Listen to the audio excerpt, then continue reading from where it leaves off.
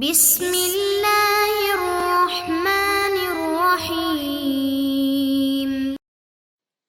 السلام علیکم معزز طلبہ کرام، آپ سب کیسے ہیں؟ آج ہم نور الانوار کے سبق نمبر 22 کو پڑھیں گے، اور آج کے سبق کا عنوان ہے نظم اور لفظ میں فرق۔ آج کے ہمارے سبق کی عبارت وَإِنَّمَا أُطْلِقَ النَّظْمُ سے شروع ہوتی ہے۔ آئیے سب سے پہلے عبارت پڑھ کے اس کا ترجمہ کرتے ہیں، اس کے بعد باقاعدہ سبق کی وضاحت کی طرف بڑھتے ہیں۔ مصنف علیہ رحمہ لکھتے ہیں وَإِنَّمَا أُطْلِقَ النَّظْمُ مَكَانَ اللَّفْظِ رِعَایَةً لِلْأَدَبِ، اور نظم بولا گیا لفظ کی جگہ پر ادب کی رعایت کرتے ہوئے۔ لِأَنَّ النَّظْمَ فِي اللُّغَةِ جَمْعُ اللُّؤْلُؤِ فِي السِّلْكِ، اس لیے کہ لغت میں نظم کا معنی لڑی میں موتیوں کا پرونا اور جمع کرنا ہے۔ واللفظ هو الرمي، اور لغت میں لفظ کا جو معنی ہے وہ پھینکنا ہے۔ وَإِنْ كَانَ النَّظْمُ يُطْلَقُ فِي الْعَرَبِ عَلَى الشِّعْرِ أَيْضًا، اگرچہ نظم کا اطلاق یطلق فی العرف علی الشعر ایضا، اگرچہ نظم کا اطلاق عرف میں شعر پر کیا جاتا ہے، شعر پر بھی کیا جاتا ہے۔ وَيَنبَغِي أَن يُعْلَمَ، اور مناسب ہے کہ جانا جائے،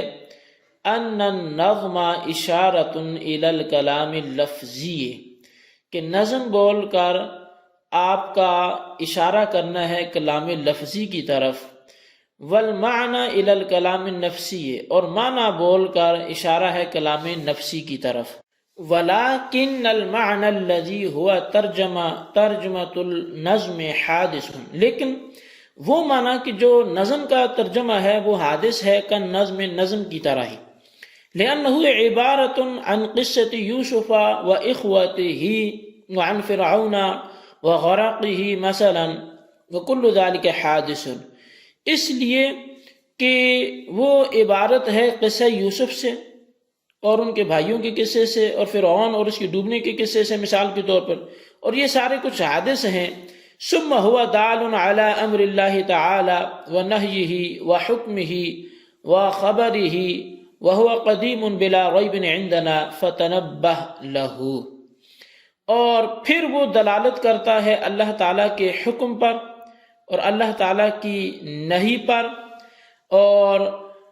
اس کے خبر پر دلالت کرنے والا ہے، اور یہ ہمارے نزدیک بلا شبہ قدیم ہیں، بس اس بات کو سمجھ لو۔ جی طلبہ کرام، یہ ہمارے آج کے سبق کی عبارت اور اس کا ترجمہ تھا۔ اب آئیے اس کی وضاحت کی طرف بڑھتے ہیں۔ وَإِنَّمَا أَطْلَقَ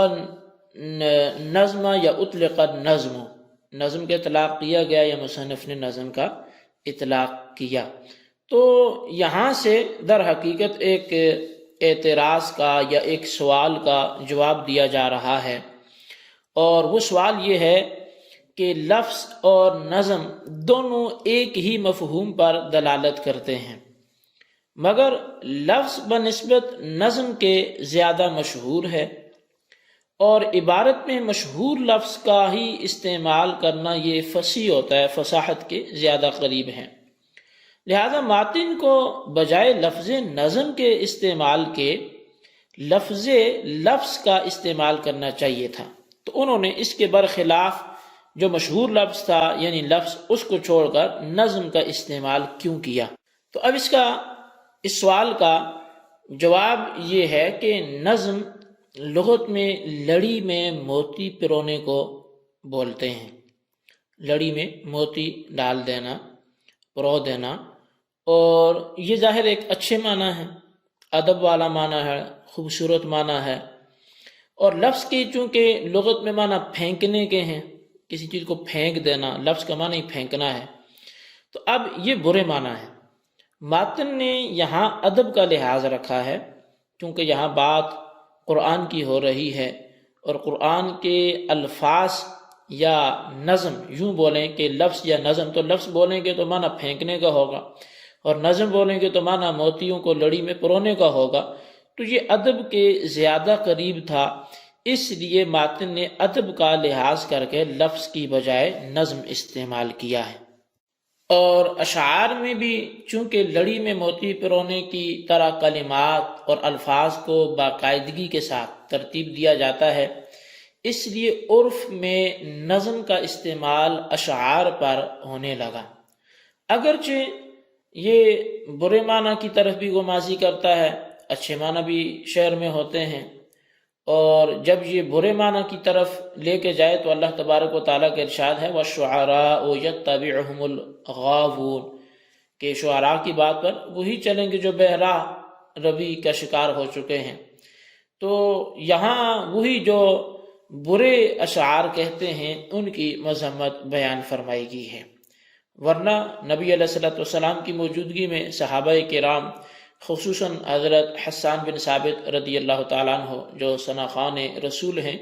تو وہ بڑے اچھے اچھے اشعار کہا کرتے تھے اور نبی علیہ السلام ان کو پسند فرماتے تھے، جیسا کہ آپ کے مشہور شعر ہیں وَأَحْسَنُ مِنْكَ لَمْ تَرَ قَطُّ عَيْنِي وَأَجْمَلُ مِنْكَ لَمْ تَلِدِ النِّسَاءُ خُلِقْتَ مُبَرَّأً مِنْ كُلِّ عَيْبٍ كَأَنَّكَ قَدْ خُلِقْتَ كَمَا تَشَاءُ۔ تو بہرحال شعراء کی مذمت ان کی شعر گوئی کی وجہ سے ہے، پس جب شعراء مذموم ہیں تو ان کے اشعار بھی بدرجہ اولیٰ مذموم ہوں گے، لیکن جب شعراء اچھے ہوں تو ان کے شعر بھی اگر وہ اچھی بات کریں تو وہ اچھے ہوں گے۔ صاحب نور الانوار فرماتے ہیں کہ متن کی عبارت میں نظم سے کلام لفظی کی طرف اور معنی سے کلام نفسی کی طرف اشارہ ہے۔ کلام نفسی سے مراد وہ صفت قدیمہ ہے جو اللہ تعالیٰ کی ذات کے ساتھ قائم ہے اور سکوت اور گنگے پن کے منافی ہے۔ اس پر کلام لفظی دلالت عقلیہ کے طور پر دلالت کرتا ہے۔ یہ خیال رہے کہ اصل وہ کلام نفسی ہے اور جو لفظ ہیں یہ اس نفسی کلام پر دلالت کرتے ہیں، تو یہ بھی خیال رہے کہ لفظ دو معنی پر بولا جاتا ہے، کلام نفسی پر اور پھر نظم کا جو ترجمہ ہے، یعنی کلام نفسی کو بھی معنی کے ساتھ تعبیر کیا جاتا ہے اور جو لفظ کے ترجمہ ہے اس کو بھی معنی بولا جاتا ہے، یعنی کہ یہ ذہن میں رہے جو کلام نفسی ہے اس کا اظہار تو لفظ سے ہوگا، لیکن جو معنی ہے لفظ معنی یہ دو چیزوں پر بولا جائے گا، کہ جو معنی ہے ایک تو کلام نفسی پر بولا جائے گا چونکہ وہ لفظ نہیں ہے، لفظ سے تو اس کا اظہار ہوتا ہے تو وہ معانی ہے، اور دوسرا جو نظم کا ترجمہ ہے اس پر بھی، تو یعنی کلام نفسی کو بھی معنی کے ساتھ تعبیر کیا جاتا ہے اور نظم کے ترجمہ پر بھی معنی کا اطلاق ہوتا ہے، لیکن وہ معنی جس سے کلام نفسی کی طرف اشارہ ہوتا ہے ہمارے نزدیک قدیم ہے، کیونکہ کلام نفسی اللہ کی صفت ہے اور ہمارے نزدیک تمام صفات باری تعالیٰ وہ قدیم ہیں، اگرچہ بعض گمراہ فرقے صفات باری تعالیٰ کے حادث ہونے کے بھی قائل ہیں، اور وہ معنی جو نظم کا ترجمہ ہے وہ اسی طرح حادث ہے جس طرح کہ نظم خود حادث ہے اور کلام لفظی حادث ہے، کیونکہ ترجمہ نظم مثال کے طور پہ حضرت یوسف اور ان کے بھائی اور فرعون اور اس کے غرق ہونے کے قصے، ان جیسے اور بہت سے قصوں پر جو مضامین مشتمل ہیں،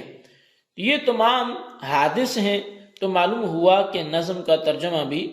نظم کی طرح وہ حادث ہے۔ ہاں اتنی بات ضرور ہے کہ نظم قرآنی اللہ کے امر، اللہ کے نہی، یعنی اللہ کا کسی چیز کا حکم دینا، کسی چیز سے منع کرنا، یہ خبر پر دلالت کرتا ہے، یعنی کہ نظم قرآنی اللہ کے امر، نہی، حکم، خبر پر دلالت کرتا ہے، اور یہ سب امور ہمارے نزدیک قدیم ہیں، یعنی نظم قرآنی اللہ کے جس امر، نہی وغیرہ کی نشاندہی کرتا ہے وہ امر، نہی وغیرہ قدیم ہیں، جس طرح کہ اللہ تعالیٰ کی ذات قدیم ہے۔ تو کلام لفظی جو ہے وہ حادث ہے، جبکہ کلام نفسی وہ قدیم ہے، اور یہ اللہ تعالیٰ کی ذات کے ساتھ قائم صفت کا نام ہے، اور اللہ تبارک و تعالی اصل میں بھی متکلم تھا اور وہ اب تک متکلم ہے، اس کا کلام جو ہے وہ کلام نفسی حادث نہیں ہے، جبکہ جو ہمارے سامنے لفظ ہیں یہ حادث ہیں۔ اللہ تبارک و تعالی جو ہم نے سنا اسے یاد رکھنے کی توفیق نصیب فرمائے۔ آج ہم نے لفظ اور معنی کے اعتبار سے ان میں معانی میں فرق بھی سنا اور کلام نفسی لفظی کے معانی کو بھی دیکھا۔